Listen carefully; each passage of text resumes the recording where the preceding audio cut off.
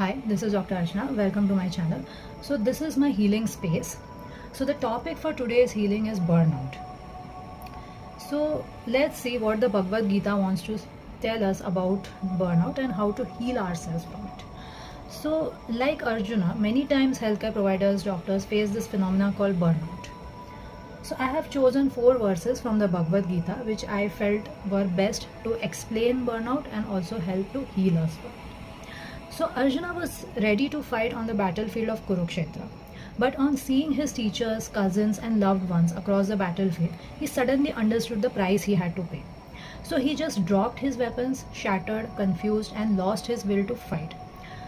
So let's pray to Lord Krishna to help us understand the Bhagavad Gita and help us to heal from within. So Om Namo Bhagavate Vasudevaya. So this is the Bhagavad Gita that I use. So I have cleaned the space. So let's start our discussion. So the first verse is chapter 1 verse 26. So here Arjuna could see within the midst of the armies of both parties his fathers, grandfathers, teachers, maternal uncles, brothers, sons, grandsons, friends and also his fathers-in-law and well-wishers. So he could see all his relatives, cousins and loved ones on the opposite side of the battlefield. So when the son of Kunti, Arjuna, saw all the different grades of friends and relatives, he became overwhelmed with compassion and thus spoke. So Arjuna said, "My dear Krishna, seeing my friends and relatives present before me in such a fighting spirit, I feel the limbs of my body quivering and my mouth drying up." So these are, you can understand, these are the symptoms of burnout or nervous breakdown in common language. So my whole body is trembling, my hair is standing on end, my bow Gandhi is slipping from my hand and my skin is burning.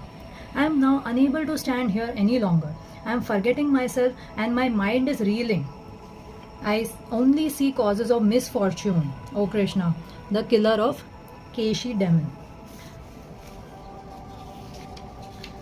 So I do not see how any good can come from killing my own kinsmen in this battle, nor can I, my dear Krishna, desire any subsequent victory, kingdom or happiness. So here, from here he was giving his counter argument of why he doesn't want to fight the battle. So now Krishna throughout this chapter 1 is listening to him very patiently. He is trying to understand what is going on in his mind without interrupting him, without judging him. Lord Krishna is listening to him. So like many of us in medicine also hit this wall. So after endless duty hours, when we watch one more patient slip away and realize that we have just become machines in a system that continuously works, never stops, right? So at that time we often ask ourselves like Arjuna, why am I doing this, right? So now let's see what Lord Krishna wants to tell Arjuna or us.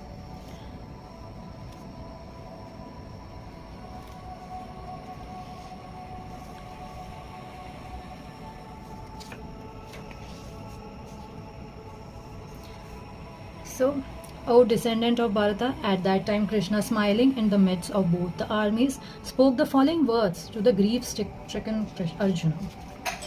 So, the Supreme Personality of Godhead said, while speaking learned words, you are mourning for what is not worthy of grief. Those who are wise lament neither for the living nor for the dead. So here Krishna doesn't shame Arjuna. He has listened to him patiently and try to understand what is going on in his mind, and then he just gently guides him inwards. So he never shames Arjuna. He is saying that yeah, you are speaking learned words, but you are just mourning for what is not worthy of grief. So now he will start his precious verses which will help us to heal. So the verse 13 of chapter 2. So as the embodied soul continuously passes in this body from boyhood to youth to old age, the soul similarly passes into another body at death.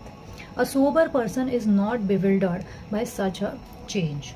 So here Lord Krishna is reminding actually Arjuna and all of us that we are not our exhaustion, we are not our failures or any badge that we are wearing, but we are just the eternal soul beneath all these coverings. So as the soul, it continuously passes in this body from the different ages till old age, right? So the soul also passes into another body of death. So the soul is eternal.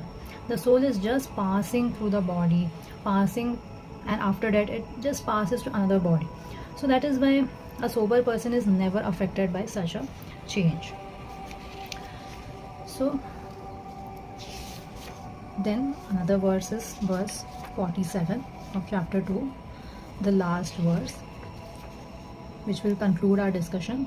So this is the famous verse of the Bhagavad Gita, that is karmanyavadi karaste ma phaleshu kadachana ma karma phala heturabhu ma te sango swakarmani. So you have a right to perform your prescribed duty, but you are not entitled to the fruits of action.